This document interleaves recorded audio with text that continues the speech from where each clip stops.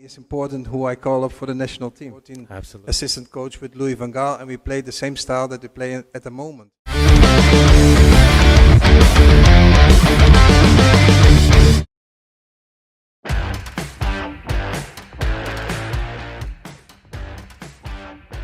Seperti diketahui bersama kalau sampai detik ini, PSSI masih terus berupaya untuk terus menambah kekuatan meskipun nantinya akan masuk dua nama baru yakni Ole Romani dan Jairo Ridewald. Akan tetapi meski begitu, hal tersebut nggak menutup kemungkinan yang ada buat PSSI menambah terus. Dan masuknya Patrick Kluivert, Dani Lanza, serta Alex Pastoor diketahui semakin membuat para pemain grade A tertarik, bahkan sampai ada pemain yang ngaku-ngaku punya darah keturunan Indonesia demi popularitas. Ya, siapa yang nggak tahu bahwa perkembangan timnas Indonesia dalam 1 hingga 2 tahun terakhir memang mampu menarik perhatian dari publik dunia. Sampai di puncaknya saat ini, dengan kedatangan pelatih anyar Garuda, Indonesia kian mendapatkan sorotan tajam dari berbagai media luar, pakar sepak bola dunia hingga para pemain keturunan Indonesia yang satu persatu mengungkap minatnya ingin ikut membela tanah leluhur. Benar, keberhasilan skuad Garuda untuk sampai di titik sekarang ini patut diakui tak lepas dari masifnya program naturalisasi yang dilakukan oleh PSSI untuk memperkuat tim nasional.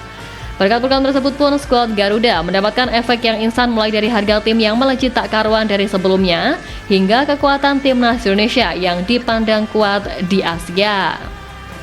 Namun sayangnya meski begitu ada sisi negatif yang muncul seiring besarnya animo terhadap program naturalisasi ini, di mana ada pemain asing yang mengaku-ngaku punya keturunan Indonesia hanya untuk mendapatkan atensi dari publik tanah air. Dan keresahan perihal masalah ini diungkap oleh akun X @ft_ind yang memang sering membagikan informasi perihal pemain keturunan Indonesia. Hal ini tengah menjadi perbincangan di media sosial tanah air dan terdapat satu pemain yang diduga telah melakukan penipuan tersebut. Dan karena inilah akun itu memperingatkan akun-akun yang sering membuat informasi perihal pemain keturunan untuk waspada jika saat ini banyak pemain asing yang mengaku-ngaku keturunan Indonesia.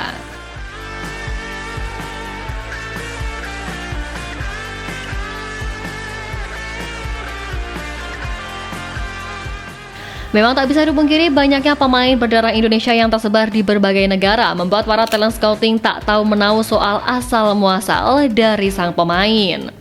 Beberapa tahun lalu pun seorang pesepak bola asal Brasil juga ketahuan berbohong dengan mengaku berdarah Indonesia dan bahkan sampai memasukkan paspor Indonesia demi bisa bermain di klub UEA.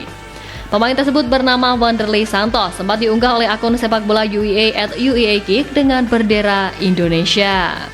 Namun dari hasil penyelidikan pihak imigrasi Indonesia, paspor dari ex pemain Flamengo itu palsu, di mana aksi melanggar hukum yang dilakukan oleh Wanderlei ini sebenarnya disebabkan aturan dari Liga UEA, di mana kompetisi Liga UEA kala itu hanya memperbolehkan satu klub dibela oleh 3 pemain asing non-Asia dan 1 dari Asia.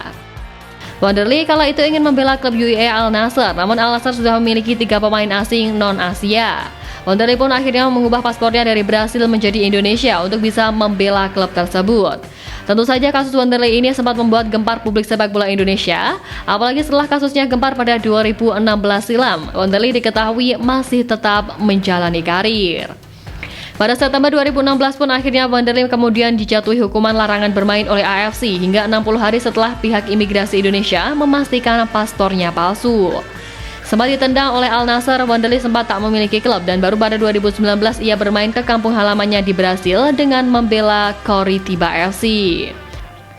Nah, setelah kasus paspor palsunya mencuat, Wanderlei bermain di 3 klub Brasil dan pada 2024 lalu baru pensiun sebagai striker, di mana klub terakhirnya ialah Paranavaí.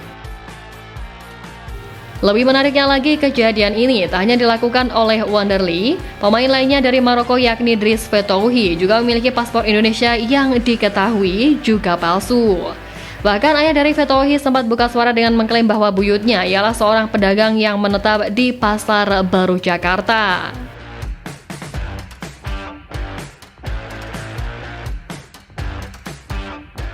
Tapi ya terlepas dari itu semua, asisten Patrick Kluivert di tim pelatih timnas Indonesia Dani Lanza lebih memilih untuk fokus memantau pemain di Belanda, yang mana terlihat dari unggahannya di akun Instagram Story pada Selasa 21 Januari pagi.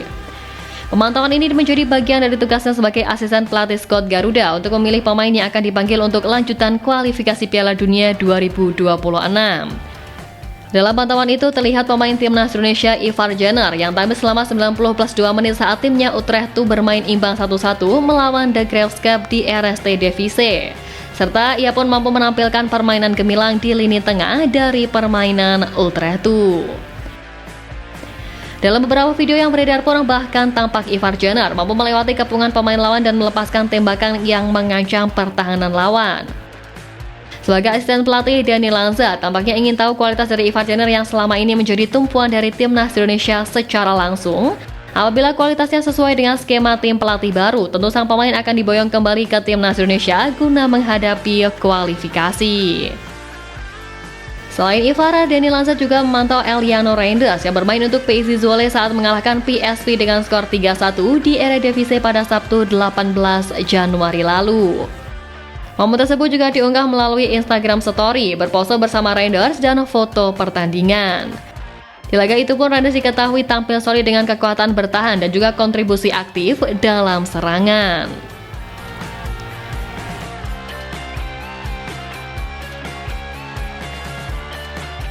Nah, melihat bagaimana Dani Lanza yang telah memulai pekerjaannya, Alex Pastor pun diketahui juga memantau Tom Hai saat membela Almere City melawan Heracles Almelo, di mana Hai bermain selama 89 menit. Dan ketika kedua asistennya sibuk memantau pemain abroad di Belanda, Kluivert belum menunjukkan kegiatan untuk timnas Indonesia di akun media sosial miliknya.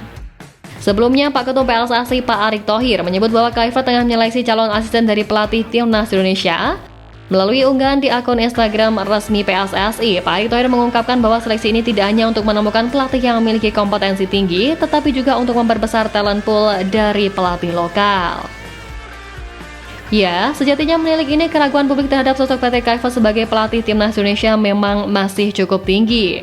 Namun meski begitu, duduk di kursi pelatih tim Garuda, Kluivert tentunya memiliki tugas yang berat apalagi ia dituntut untuk membawa timnas Indonesia melenggang ke putaran final Piala Dunia 2026 di tengah posisi timnas Indonesia yang dinilai saat ini cukup menguntungkan. Ya, Rizky Ridho dan kawan-kawan menempati posisi ketiga klasemen sementara putaran ketiga dengan raihan 6 poin dan terpaut 1 angka dari Australia di urutan kedua. Indonesia memiliki jumlah angka yang sama dengan Arab Saudi, Bahrain, dan Cina yang berturut-turut menghuni posisi 4 sampai ke 6. Tentu dengan pertandingan penyisihan grup yang menyisakan 4 laga lagi, kans Garuda untuk lolos ke putaran final Piala Dunia 2026 dinilai cukup terbuka. Apalagi diketahui bahwa 2 penghuni posisi teratas grup C berhak berlaga di turnamen sepak bola terakbar antar negara tersebut secara langsung.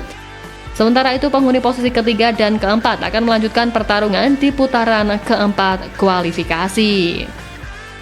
Nah, keraguan dari publik memang tak lepas dari catatan Kluivert sebagai pelatih yang tak terlalu mentereng hingga membuat tagar Kluivert out sempat menggema di dunia maya.